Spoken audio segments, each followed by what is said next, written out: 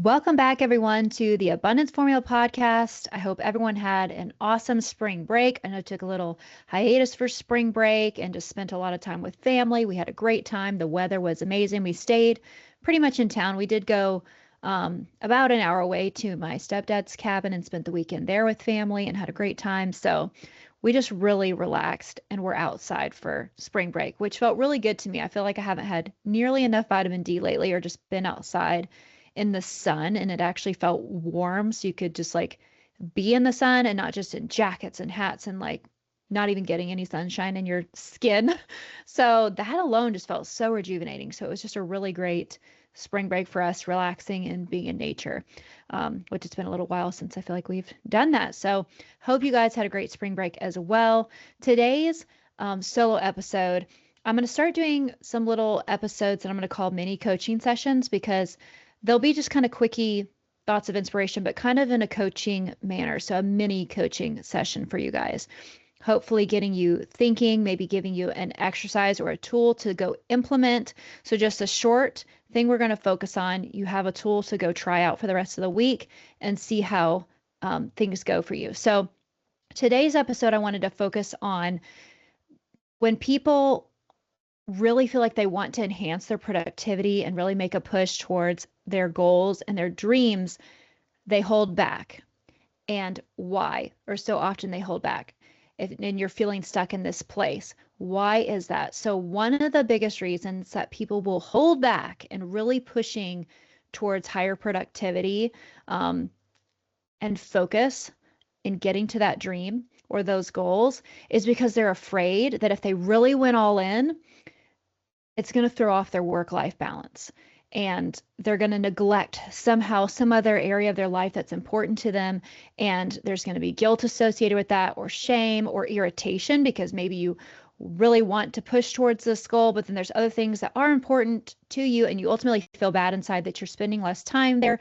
But so then it irritates you, the fact that you even feel that, or that people are wanting to take your time or getting in the way, or there's kind of this back and forth between the fact that inside you feel this tug and pull that you want to make a push to be more productive and focused on really reaching your goals and dreams, but you have a fear there. And that fear really traces back to this starting point of being afraid that you will not be able to maintain both things, the pursuit of your dreams and the other things that you value in life. So this is actually really common. So number one, I just want you to know that this is not uncommon. So many people feel this, and there is a solution. So the real issue is not the fact that when you increase your productivity, focus, and efforts towards accomplishing your goals and dreams, it's not that actually is what throws off this balance of life, this whole person health pursuit that we all want at the same time.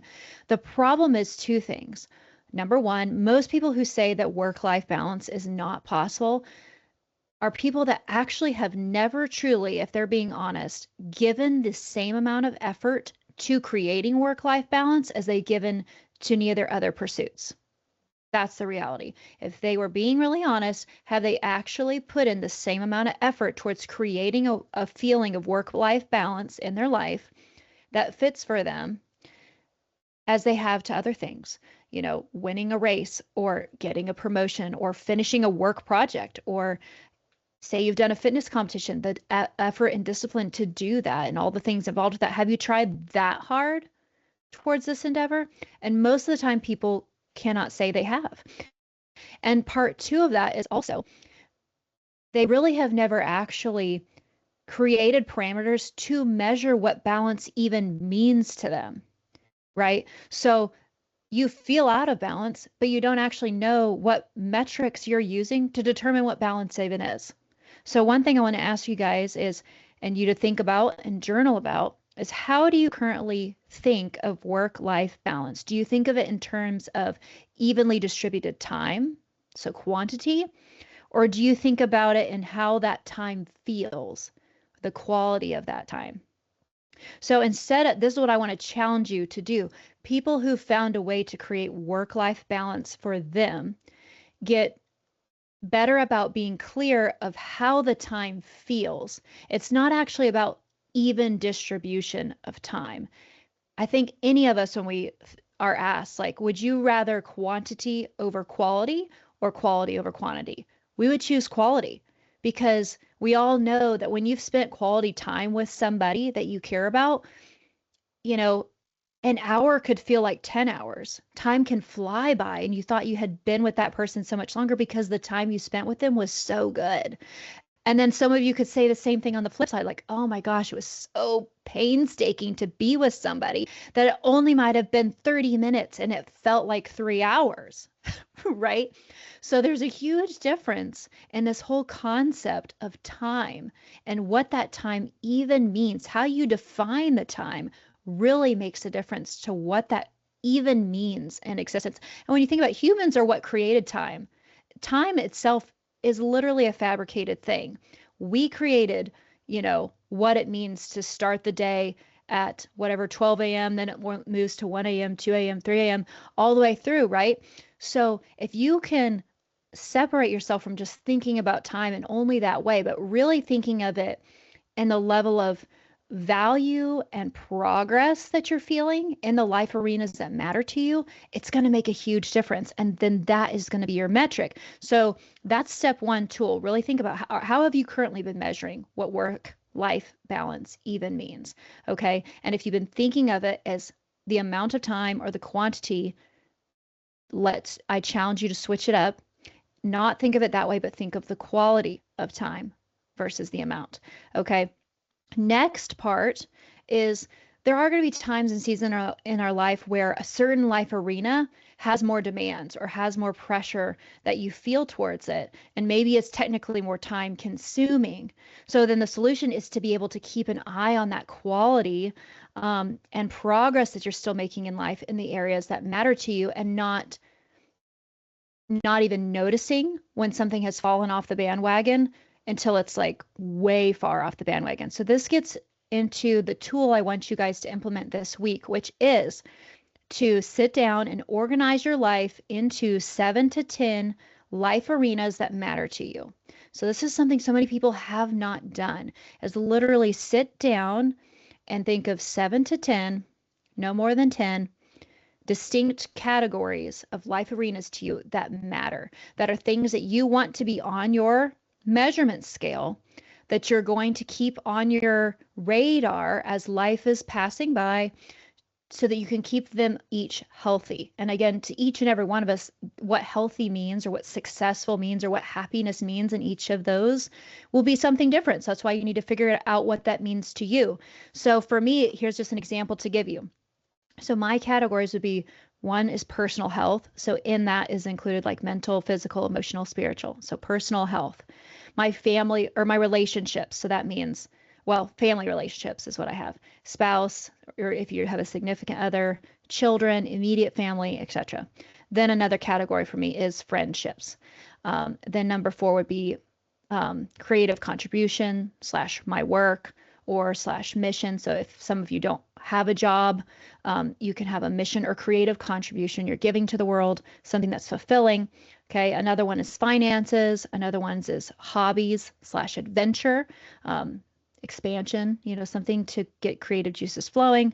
And then the last one for me is giving, charity, generosity, volunteering, that kind of thing. A give back that's not a monetization to me. You know what I mean? Creative contribution to me is something I'm doing through work. That might be something that fuels my family through finances and whatnot. But then the giving or charity section is just something that I'm just giving back in that way. So those are my main ones: personal health, family relationships, friendships, work or creative contribution, finances, hobbies / adventure, and giving / generosity / volunteering.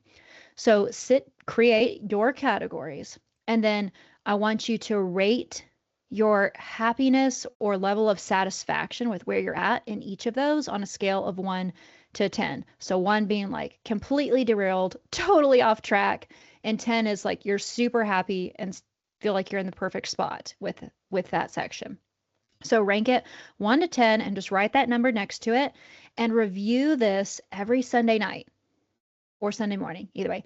Once a week, establish a time in your day to review, just as a checkup, go through your life arenas and see how you're feeling about each one. When you keep track of this each week, it's going to allow you to very quickly catch if one area is starting to get to a number that you're not satisfied with. And you're going to know whatever that means to you. You know, if you're below a 7 in an area, if you feel like it needs a little more love and attention, needs a little more focus, needs a little more problem solving. Like, hey, what is the issue? What is making this, you know, not above a 5? And to start figuring that out, pick what number to you means a trigger of like something must be done now. And as you monitor that and keep that, that's how you monitor the balance. So again, most people have never actually given enough effort to say they've really tried to create work-life balance. 2, they don't even know what that means to them. Is it amount of time? Is it the quality? 3, what are even the areas of life that matter to me that I'm even trying to measure and see if I'm balanced in?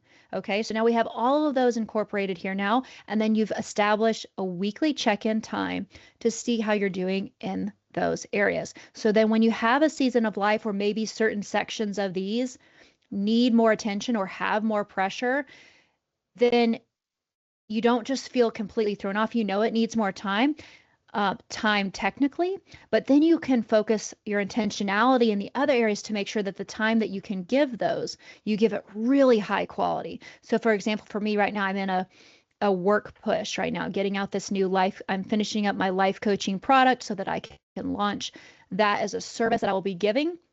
And so I'm needing to do more work. And so that means I'm working more in the day in times when I might have spent a little more playtime with the kids. So if I wasn't being intentional about how I spent my time and the quality of time I gave to other people that mattered to me, I'd feel just guilty, bad, and in chaos all the time. Every time I'm trying to do work, I would lose my creative energy because I'm feeling bad that I'm not spending time with the kids and they don't understand what I'm doing. And you're just all over the map. Whereas instead, when you have things laid out like this, especially depending on how old your kids are, like ours are 7 and 4. So I even was talking to them saying, hey, mommy's creating something new that I'm going to be doing. So I'm gonna have to do a little more work here for the next bit, but we're still gonna have lots of fun. And so I'm getting pretty organized with my time. And then I organize my time in the day, especially my work from home days. And even when I'm at my practitioner job, I have my time block set for when I get home. So I've just been at work all day. I'll come home. There's designated time slot that I'm going to play with the kids and give them all my presence and attention. I'm not going to be on the phone. I'm not multitasking. It's all about them. And then they know, and we've talked about it. I like to include them in this because then they feel like they know what's going on. They know this is mommy's time slot. She's working on her project, and then this is our time, and they get to fill that time together how they want, and they feel my full on attention. And for those of you who are parents, because I know this is such a hard thing when you're a parent, because you just like love your family so much, but then you have your own personal dreams and aspirations of how you want to serve and impact the world. It can be hard to feel like to go create the thing you want to serve to impact and fill an internal need of fulfillment that you're like neglecting your kids. This is something important I learned. So research has shown that kids, if you gave them 15 minutes of undivided attention, that to them fills the need. They don't need it to be 3 hours straight. They don't understand. You could give them 3 half-assed attentions, hours, and it will not matter to them as much as the 15 completely, fully focused time you gave them. Now, of course, I want to spend more than 15 minutes with my kids, but it's just showing that truly science-based, when they've studied this, it's quality that matters. So again, as I have a bigger work push right now, I'm making sure that if I've worked for a certain amount of time and I'm going to give the kids a certain designated amount of time, like that they feel that time. Like they're not even concerned about how like long it is. It feels like a long time to them, even if it's 30 minutes or 45 minutes of just focused, undivided attention.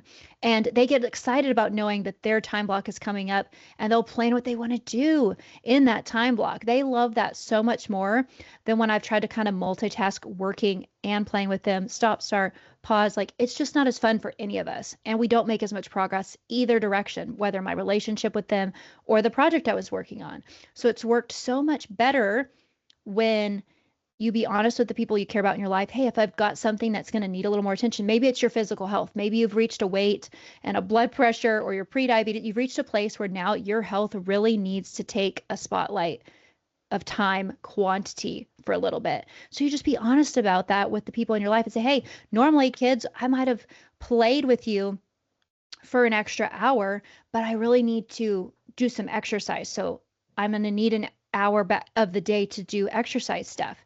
And you can be with me in the gym if you want to, or whatever. Or I'm going to get my lifting in and I'm going to go for a walk and then we can play for another hour. So you just kind of tell the people in your life about how, if there's something coming up that needs some extra focus, so they're aware, they can cheer you on, and then again they get excited about the time with you, and give. That is really the key difference, is again the quality, giving your full attention to what's in front of you at hand.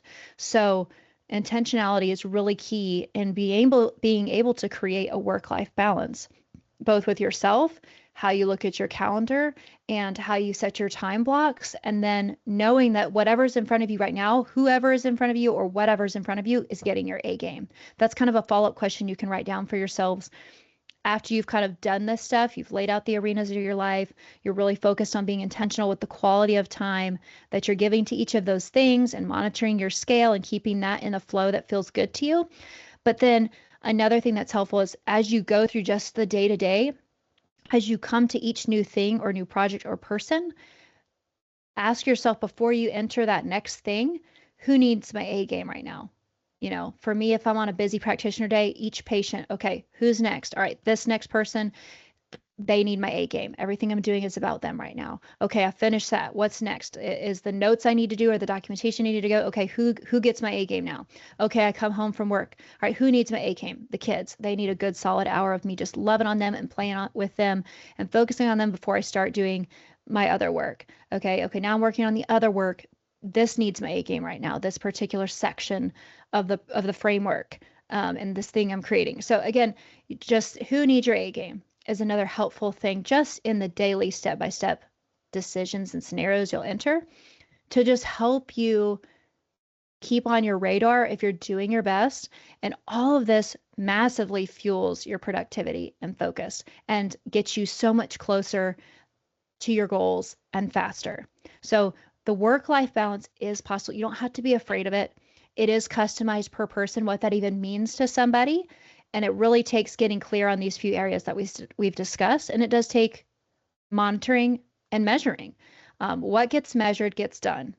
So it may feel nerdy to get technical like this, but if you really desire work-life balance, what gets measured gets done. What gets measured, you can learn from. If you don't truly know how little time you've spent on your personal health versus how much time you've spent working, just at your job and creative contribution, you won't know how to improve. You won't know how to learn the lessons you need to learn to get better and to perform higher. So having these things on your radar is important, because when you have a metric, when you have a measurement, you can really actually learn the lessons you need to learn and get further and faster to where you want to go. So I hope this was helpful for you guys. Stay tuned for next week's session, and I hope you have a great one. Talk to you later.